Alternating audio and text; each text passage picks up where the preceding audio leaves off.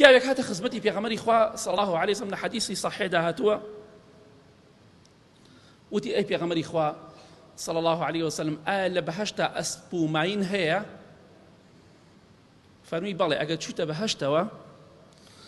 ئەوە ئەسپێکت بۆ دێنن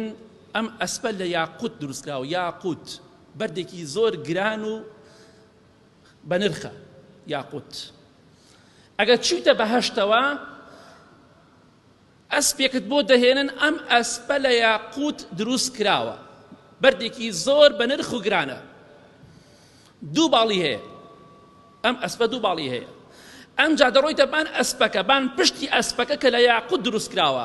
بەناو هەموو بەهەشتا لە هەر شوێنێکی بەهەشت بتەوێ دەتگەڕێنەوە و سوورت پێخوات هەروەکو چۆن تەیارە دەڕوات ئێمە تەنها لانەی لە فیلم و لە کارتۆنەکانە ئەسپمان بیدیۆ باڵی هەیە بەڵام واقعی لە بەهەشتا هەیە دوو باڵی هەیە پێغەمبەری خوا فەرمیێ صلی الله عليه وسلم بۆ هەر شوێنێکی بەهەشت بتەوێ دەڕۆی پێی ئەم نیعمەتانە لە دنیادا نییە هیچ کەسێ لە پاشاکانیش ئەم شتانیان نییە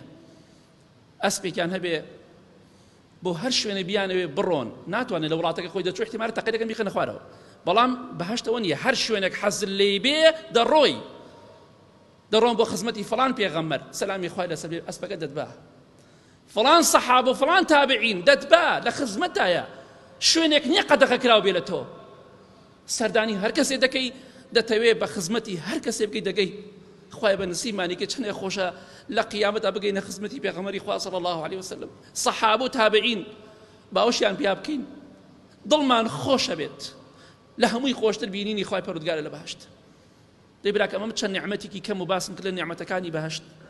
با خۆمان ماندووکەین بە ئومێدی ئەوەی ئینشاءالله خوای گەورە لە دوای مردنمان خاتە بەهەشت و ڕەحمان پێ بکات